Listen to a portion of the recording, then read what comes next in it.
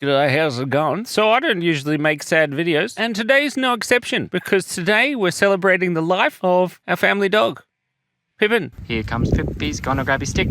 He's really cool and I think he's not thick. What? Now, he was Poppy Ted and Jen Jen's dog, and he was the goodest dog, obviously. But unfortunately, he was the goodest dog for a little bit too long, and he got a bit old. And unfortunately, he's no longer with us, and that's very sad. Because this isn't a sad video, I want to tell you a good story about Pippin Pup, the dog, who is no longer with us. I need to move my chair back. It's too personal.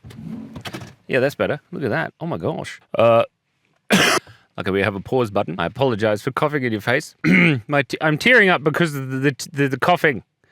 Shut up. So I went on a meditation retreat. You may not know this about me, but I do the meditations every day. There's these 3 different types of meditations that I can't remember the name of. They're called Karuma, Coolangatta, and Murrumbidgee. They're not really. But the first one is loving kindness meditation, where you picture someone in your mind and you go, may you be happy, may you be free from suffering, and may you live in the world with ease and with joy, unlike those 2 birds that are trying to kill each other.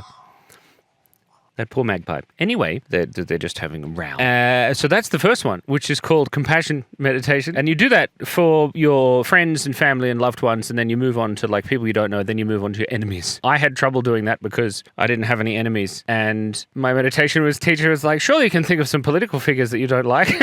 I did it for Winnie the Pooh, which is fantastic, and then Foghorn Leghorn in my mind. And it's a very strange meditation. Anyway, the second type of meditation, Coolangatta, it's not called Coolangatta, is you imagine people who are suffering and then you wish them well. So it's kind of like compassion meditation, but in the face of suffering. You don't have to do the talking in your head with the TV presenter voice, but you can. It's fun. May your suffering be quick. Maybe you recover from your suffering, blah, blah, blah, blah, blah. Then the third type, Murrumbidgee, excuse me, still recovering from my chest infection. So Murrumbidgee meditation, I really shouldn't call it that, is you imagine a person who's successful and then you take joy in their joy in your meditation. So you say, may your happiness and success never end. And our meditation teacher, Leslie, was lovely. And she said, choose somebody who you know that has been successful in some way. And then you imagine them in their happiest moment being successful. And then you also take joy in their success. So it's kind of like the opposite of envy, which is cool. And then I'm like, who is the most successful person I know? And then I went through a couple of people, like my brother-in-law is pretty successful. He was at the time. My brother-in-law's brother-in-law, who has way too much money, whom I don't really know, but he was successful. And then it occurred to me that the conscious being, whom I thought seemed the most successful was Pippin when he had a stick. Keep it together, Simon. So I imagine in my mind, during this Murrumbidgee meditation, Pippin sitting in front of his stick, just barking, being so successful because he has that stick, and that was it.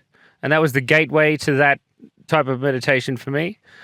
And emotions are good, and you must feel them. Don't repress your emotions. Don't push them down. Hug them. Welcome your anxiety in for a cup of tea. Welcome. Time for a cup of tea. Just make sure they wash their hands first. May your happiness and success never end. And unfortunately, Pippin's happiness and success did have to end.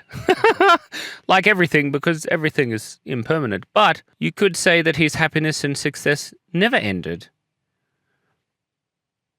You can say that.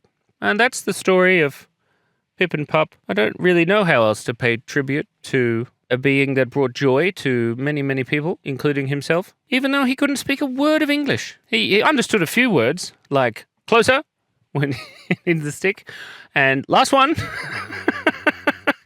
Don't say last one. That's a bad idea. Emotions. Anyway, thank you so much for breathing, and continue to breathing. And thank you so much for all those who have stopped breathing. And remember, be kind, be curious, and take joy in the joy of others. That's the lesson that Pippin taught me. That's the end of the video now. Thank you very much. See you again later with less emotions. Last one. Good dog. Now take it away. Oh, good dog. Off you go. Bye-bye. Nice jacket.